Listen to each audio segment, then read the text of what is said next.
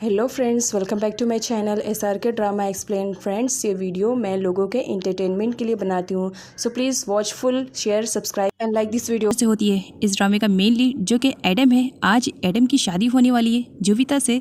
इसी वजह से वो बहुत ही ज़्यादा खुश है क्योंकि आज उसकी ड्रीम गर्ल जो उसे मिल रही है।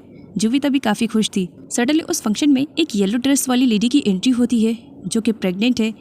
यहाँ पर दिखाया जाता है आते ही वो उस इवेंट में हंगामा स्टार्ट कर देती है। वो एडम से कहती है कि वो भला उसे चीट कैसे कर सकता है जबकि वो उसके बेबी की माँ बनने वाली है। एडम भी शॉक्ड में था क्योंकि उसे भी कुछ समझ में नहीं आ रहा था। यहाँ पर दिखाया जाता है वो येलो ड्रेस वाली एडम को बताती है कि वो उसके बेबी की माँ बनने वाली है और वो उसकी वाइफ है।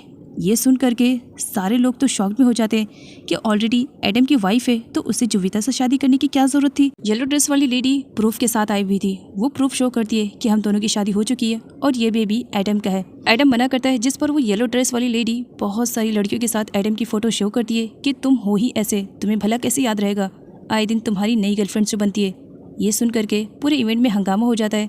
येलो ड्रेस वाली लड़की वहाँ से मौका पा करके भाग जाती है, लेकिन इवेंट में तो हंगामा क्रिएट हो चुका था। अब शादी कहाँ से होने वाली। ब्राइड जुविता बहुत ही ज़्यादा अपसेट हो जाती है और वो सीधा रूम में भाग करके अपनी सारी ज्वेलरीज को निकाल देती है कि भला अब एडम से मैं शादी कैसे कर सकती हूँ, वो मुझे चीट कर रहा है। आगे जुविता अपने मॉम डैड को समझाती है कि वो इन सारे सदमों को भुलाना चाहती है। इसी वजह से वो कुछ टाइम के लिए आउट ऑफ कंट्री जाना चाह रही है। मॉम डैड भी जुविता की इस सिचुएशन को अच्छे से समझ रहे थे, इसी वजह से वो भी उसे सपोर्ट करते हैं और वो भी परमिशन दे देते हैं कि जुविता कुछ टाइम के लिए आउट ऑफ कंट्री जा सकती है। साथ ही वो लोग उसे गुड बाय भी बोलते हैं। जुविता अपने फ्रेंड के साथ वहाँ से चली जाती है। साथ ही वो बहुत ही ज़्यादा अपसेट थी कि एडम ने उसे इस सिचुएशन पर चीट किया। आगे जुविता जब घर वापस आती है तब उसकी मुलाकात उसी येलो ड्रेस वाली लड़की से होती है। वो तो शॉक में हो जाती है, तुम मेरी लाइफ स्पॉइल करके यहाँ पर आई हो, सच में तुम्हें मार डालूंगी कह करके आगे जाती है। लेकिन अचानक से ही पूरी सिचुएशन चेंज हो जाती है। जुविता स्माइल करने लगती है। वो उससे कहती है थैंक गॉड तुमने मेरी हेल्प की। और यहाँ पर दिखाया जाता है वो येलो ड्रेस वाली लेडी कोई और नहीं बल्कि जुविता की बेस्ट फ्रेंड अरीना है जो कि हमारे इस ड्रामे की मेन लीड है। और इन दोनों का ही प्लान था क्योंकि एडम एक प्ले बॉय टाइप का लड़का है। इसी वजह से जुविता उससे शादी नहीं करना चाह रही थी। फैमिली डिप्रेशन की वजह से वो रेडी तो हो गई थी, साथ ही जुविता इस शादी से बचने की प्लानिंग भी कर रही थी और इसमें अरीना ने उसे फुल सपोर्ट किया था। यहाँ पर जुविता अरीना से कहती है तुमने एक्टिंग तो बहुत बढ़िया की, मुझे समझ में नहीं आ रहा है कि मैं तुम्हारी तारीफ किस तरीके से करूँ। ओहो, वैसे एक बात पूछूं, तुम्हारा लुक इस गेटअप में बहुत ही ज़्यादा अच्छा लग रहा है, फिलहाल अपने लुक को चेंज करो कहकर उसका विग निकाल देती है। दोनों फ्रेंड्स स्माइल करते हैं। उसके अगले सीन में एडम को दिखाया जाता है जो रेडी शेडी होकर के कहीं जा रहा था। मॉम डैड परेशान थे, तुम भला इतना नॉर्मल कैसे रह सकते हो जबकि पूरी सोसाइटी में हमारी नाक कट गई, तुम ऐसा कैसे कर सकते हो। एडम बताता है कि वो लड़की को नहीं जानता है कि वो कौन है और वो जो कुछ भी कह रही थी झूठ कह रही थी। इधर जुविता तो बहुत ही ज़्यादा खुश थी एडम को उल्लू बना करके। जुविता एरिना को बताती है कि बहुत जल्द वो आउट ऑफ सिटी जाने वाली है। कुछ टाइम के लिए उसके मॉम डैड अब उसकी शादी के लिए परेशान तो नहीं रहेंगे और एडम जैसे बॉय से तो वो कभी भी शादी नहीं करेगी।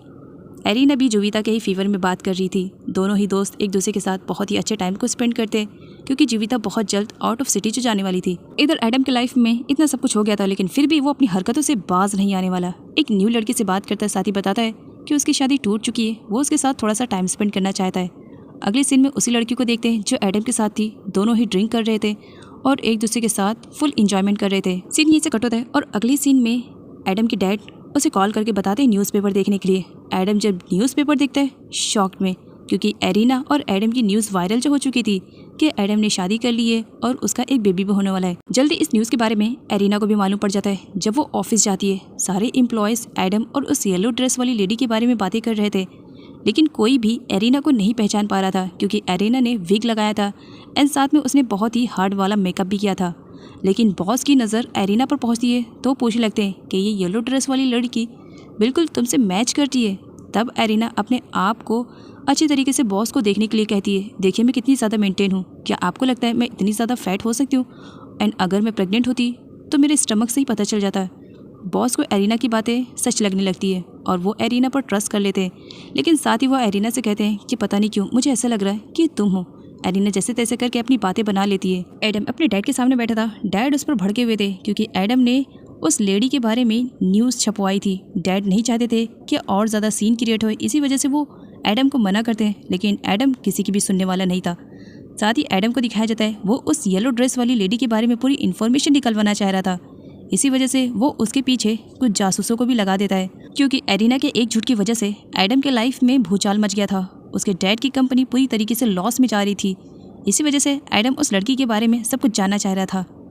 आगे एडम के जासूसों को दिखाया जाता है जो अब एरिना को फॉलो करने लगते हैं। वो क्या करती है, क्या नहीं करती है, कहाँ जाती है, कहाँ नहीं जाती है, इन सब की पूरी इन्फॉर्मेशन वो एडम को ला करके देते हैं। साथ ही उसकी फ़ोटोज़ भी शो करते हैं। एडम एरिना की फ़ोटो को देख करके स्माइल करने लगता है और उसकी फ़ोटो से ही बातें करते हुए कहता है, अब बच के कहाँ जाओगी, मिल गई हो, अब तुमसे अपना रिवेंज तो लेना है। हिम्मत कैसे हुई मेरी लाइफ में आ करके जुविता से मेरी शादी ना होने देने के लिए।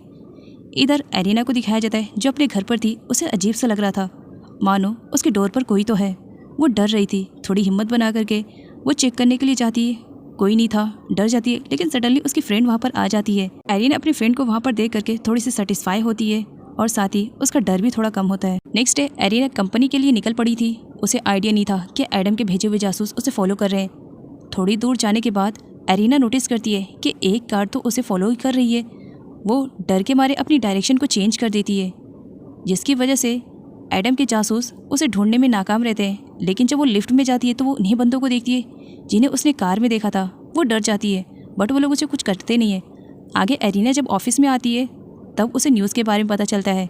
वो बहुत ज़्यादा डर जाती है कि कहीं सच में उसके बारे में अगर लोगों को सच मालूम पड़ गया कि उस दिन इवेंट में हंगामा उसी ने क्रिएट किया है, येलो ड्रेस वाली लड़की कोई और नहीं बल्कि एरिना है, तो वो डर रही थी कि पता नहीं अब क्या होने वाला है। एडम का फोकस अब एरिना पे बहुत ज़्यादा होने लगा था। इसी वजह से वो कंपनी में फोकस नहीं कर पा रहा था। डैड उस पर भड़के हुए थे, ऑलरेडी हमारी कंपनी तुम्हारी बेवकूफ़ियों की वजह से लॉस में जा रही है और तुम्हें ये चाहिए कि कंपनी पर फोकस करो, तो तुम्हारा फोकस तो कहीं और है। जिस पर एडम बताता है कि मेरा फोकस उस पर्सन पर है जिसकी वजह से ये सब हुआ है। उस लड़की को तो मैं छोड़ूंगा नहीं। आगे एडम के जासूस दोनों आ चुके थे। एडम को वो पूरी इन्फॉर्मेशन देते हैं, एरिना मॉर्निंग में क्या करती है, कहाँ जाती है, इवन उसकी कंपनी क्या है, वो क्या काम करती है।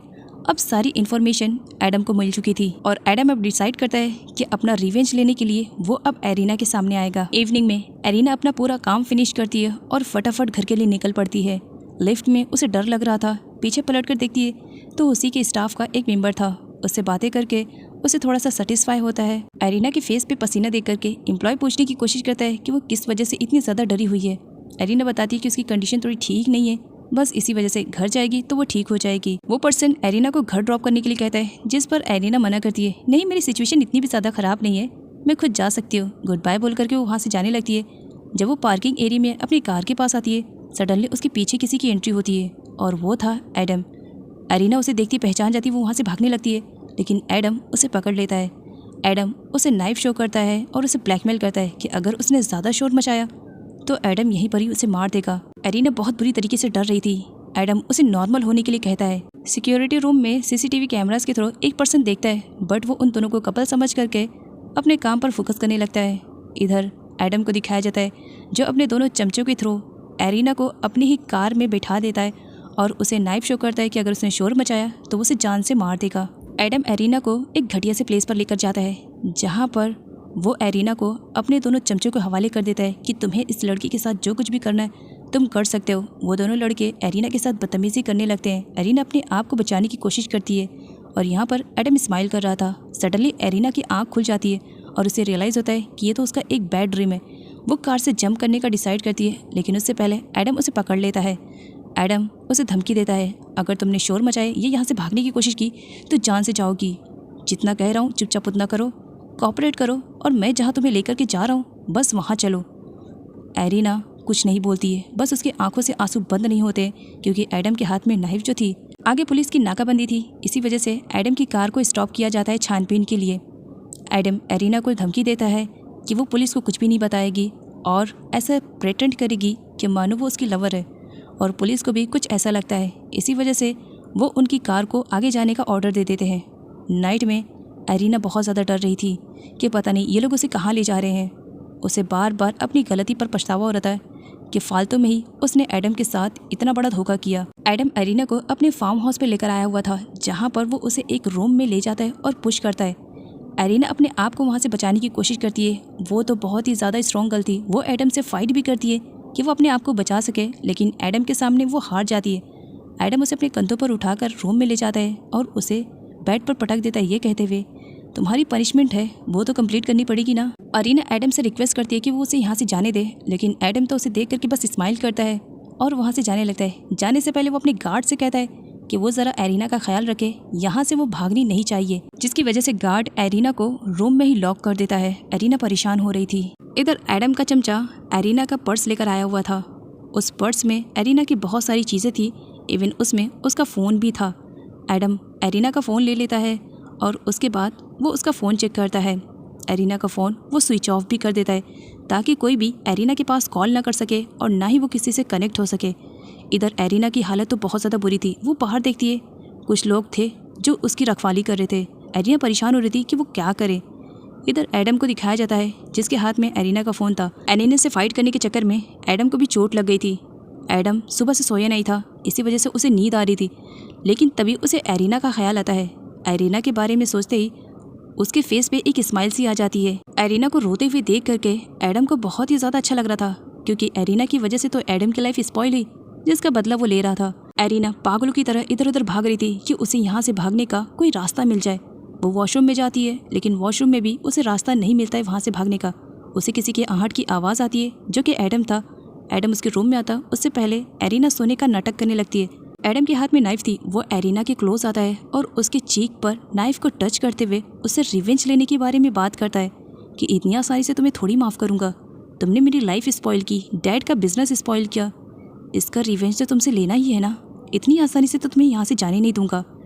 यही सारी बातें कह करके जब एडम एरिना को वहाँ से लॉक करके चला जाता है, कुछ टाइम के बाद एरिना अपनी आंखों को ओपन करती है। उस वक्त वो बहुत बुरी तरीके से डरी हुई थी। एडम ने जब उसके चीक पे नाइफ रखा था तो मानो उसकी सांसें थम चुकी थी। नेक्स्ट मॉर्निंग एरिना अपनी कंपनी में नहीं पहुंचती है, जिसकी वजह से स्टाफ में बातें चलने लगती है और सारे लोग एरिना के लिए परेशान होने लगते हैं। वो लोग उसे कॉल करते हैं, लेकिन कॉल लग नहीं रहा था, क्योंकि एरिना का फ़ोन एडम के पास था, जो कि उसने स्विच ऑफ कर दिया था। कॉल न लगने पर वो लोग परेशान हो जाते हैं। मॉर्निंग में एडम जल्दी उठ जाता है। वो बाहर फ्रेश हवा में जाता है, जहाँ की ताज़ी हवा ले करके उसे बहुत ही अच्छा और रिलैक्स फील हो रहा था। कुछ टाइम के बाद उसे एरिना का ख्याल आता है। वो अभी तक नहीं उठी। ये सोच करके वो उसके रूम में जाता है कि जाऊं ज़रा देखूं कर क्या रही है महारानी। जब वो उसके रूम में आता है, एरिना उस वक्त सोई हुई थी, क्योंकि रात भर वो जगी थी और डरी भी थी। अपने सामने एडम को देख करके एरिना डर के उठ जाती है और वो अपने आप को चेक करने लगती है कि कहीं उसके साथ कुछ गलत तो नहीं हुआ। डर के मारे वो ब्लैंकेट से अपने आप को कवर कर लेती है। एडम ब्लैंकेट को हटाता है और गुस्से में एरिना से कहता है कि वो जा करके पहले फ्रेश हो जाए, उसके साथ कुछ भी गलत नहीं हुआ है। लेकिन अगर उसने एडम का कहना नहीं माना तो उसके साथ कुछ भी गलत हो सकता है।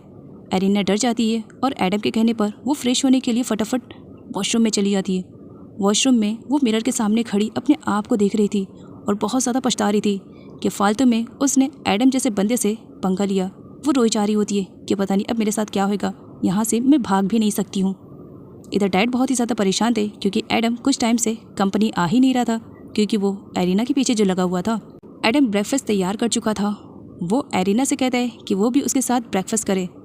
एरिना एडम की बातों को इग्नोर कर रही थी। वो ब्रेकफास्ट करने के लिए तैयार नहीं थी, जिस पर एडम एरिना से कहता है अगर ब्रेकफास्ट नहीं करोगी तो सच बताऊँ ये जूस तुम्हारे ऊपर फेंक दूंगा। क्या मॉर्निंग में नहाना चाहती हो? नहीं ना, ऑलरेडी फ्रेश होकर के आई हो। चलो जल्दी से अच्छे बच्चों की तरह ब्रेकफास्ट कर लो। एडम की बातें सुन करके एरिना डर जाती है और बिना कुछ बोले ही ब्रेकफास्ट स्टार्ट कर देती है। एडम एरिना से उसकी प्रेगनेंसी के बारे में पूछता है कि वो तो प्रेग्नेंट थी, फिर उसका बेबी कहाँ गया, और अगर ये सब झूठ है तो उसने किसके कहने पर ये सब किया। लेकिन एरिना खामोश थी। वो कुछ भी आंसर रिप्लाई नहीं कर रही थी एडम को। सो फ्रेंड, अगर ड्रामे की एक्सप्लेनेशन पसंद आई है तो कमेंट बॉक्स में कमेंट ज़रूर कीजिएगा। मिलती हूँ नेक्स्ट वीडियो के एक्सप्लेनेशन के साथ। तब तक के लिए अपना ख्याल रखें। Bye bye.